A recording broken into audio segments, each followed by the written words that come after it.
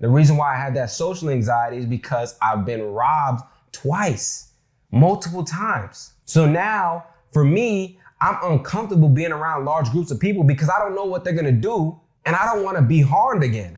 Can we talk about the anxiety that comes with being a black man? Just in general, man. Being black alone brings its own level of anxiety, but being a black man brings another layer of anxiety that we have to learn how to deal with, from the pressure to perform and provide for not only ourselves, but the people around us, and the trauma that we deal with. It brings about its own level of anxiety that we have to learn how to manage. And I don't think we talk about the anxiety that comes with being a black man enough. We don't talk about it enough. When I was in my teens, I got robbed twice in my local neighborhood. I got robbed twice. You think that didn't leave me with some kind of anxiety? It did, but we don't talk about it, right? So now, as a result of me being robbed twice in my local area, I have social anxiety, right? And it first happened after the day after I got robbed the second time. Because in my mind, stepping outside now means that there's a likelihood that something could happen to me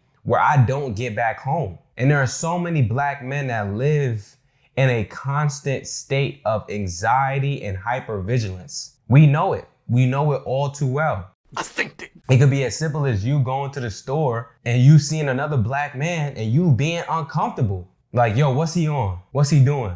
Let me check him out. Let me make sure I keep an eye on him, right? We always talk about how white people profile us, but we profile ourselves as well. Let's not front. When you see another black man, you don't automatically assume that he has good intentions. Most of the times you assume that you need to keep your guard up. Most of the time your guard is up because of that anxiety, because of that state of hypervigilance. And are you wrong for that? Probably not. For me personally, I've been robbed twice. You get what I'm saying? So I'm not wrong for being in a state of hypervigilance. I'm not wrong for being anxious. I'm not wrong for having social anxiety. It was not me. But what I need to do is learn how to manage and deal with that so that it doesn't affect the way I live my life. You get what I'm saying? A lot of us are allowing our anxiety to dictate how we move about in the world. I was having a conversation with Safe Haven members and I was talking to them. Those are black men. We were talking about how our anxiety dictates our actions. I won't leave the house because of my anxiety sometimes. I won't go to certain events because of my anxiety sometimes. I will leave certain events early because of my anxiety sometimes. You get what I'm saying? And we have to understand that it's okay for us to have this, but there is also some responsibility that we have on our end to make sure that we're learning how to deal with this or managing this effectively. We're in fight or flight almost all the time. Like, we're in fight or flight a lot as black men. We perceive a lot of things as threats that may not even be threats. A lot of times what happens with us is that we're thinking about things that aren't even actually real yet. That's what anxiety is. You think about things that aren't actually real, that produce a real response within you. For me, as an example, right? When I have social anxiety, the reason why I have social anxiety is because I'm in a large group of people. When I'm around a large group of people, I'm uncomfortable because I can't control the outcome.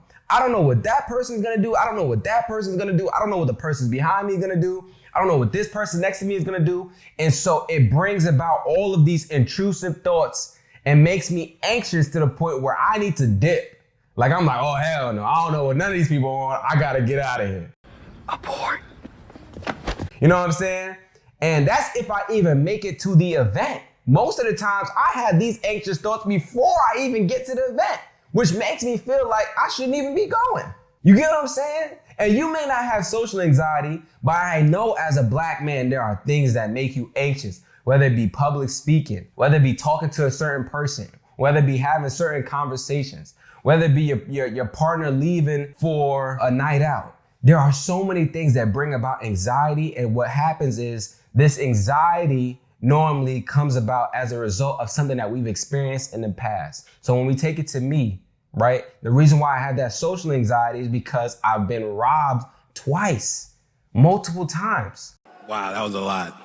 So now for me, I'm uncomfortable being around large groups of people because I don't know what they're gonna do and I don't wanna be harmed again. I don't wanna go back to that place where I was robbed again. It's trauma, it's a traumatic response for me. So you have to understand, you have to be able to do the digging to understand where your anxiety comes from. If it's not social, it's something else. Where does that come from? Why are you anxious? And then you have to get to the root of the anxious thought. So for me, if we look at the social anxiety, right? I can't control what this person does, what that person does, what they do, right? But what I can do is control myself. And what I can also do is understand that in the moment, I'm not in any actual danger, right? Because it's before the event most of the times when I'm thinking about these things. And even if I'm thinking about them at the event, I'm not in actual danger because nothing has actually happened yet. You have to understand that about anxiety. Anxiety tells you to be scared about things that hasn't actually happened, that haven't actually happened yet. Got it. There's no need for you to be afraid in that moment. There's no need for you to go into fight or flight in that moment. Assess, understand, analyze where you are, and then do some techniques to ground yourself in the present moment so that you can be able to operate optimally if something does happen. So here's how you ground yourself. I need you to just take 30 seconds with me, right? The first thing that you want to really do, there's a way that you can ground yourself. There's a 5, 4, 3, 2, 1 technique for grounding yourself, right? So you look at, you identify 5 things that you can see, 4 things that you can touch, 3 things that you can smell, 2 things that you can taste, and then 1 thing that you can hear, right? And you can flip it around, but basically what you're trying to do is use all 5 of your senses. So it's a 5, 4, 3, 2, 1 grounding technique. You use all 5 of your senses and you try and basically ground yourself in the present moment. And that will allow you to get your heart rate down. That will allow you to get out of fight or flight and be engaged in what's actually going on instead of focusing or hyper focusing on this anxious thought that you're having. Another thing that you can do, and this is something that we talk about all the time on the page, is meditation. Please, black man, meditate, bro. Meditate every day, 5 minutes a day. So I want y'all to take 30 seconds with me and let's just meditate, right? Because we don't do this enough as black men. We don't take enough time for ourselves. We're always performing. We're always trying to provide, take care of everybody else. I understand. Let's just take 30 seconds to meditate right now, right? So I want you to close your eyes. I want you to empty your thoughts. Stop thinking about whatever it is that you're thinking about, right? And all I want you to do is breathe in, breathe into your belly, breathe into your diaphragm, and then breathe out, right? Breathe in and breathe out. Just breathe in and breathe out. 2 more times. Breathe in, breathe out. 1 more time. Breathe in and breathe out. And what that does is that brings you back into the present. So instead of you being super anxious, instead of you worrying about all these different things that you have to do, you take some time to focus on your breathing, focus on yourself. And a lot of us are in a state of a lot of us are in a state of anxiety. A lot of us are in a state of hypervigilance. And it's warranted because we've been through a lot. We go through a lot as black men.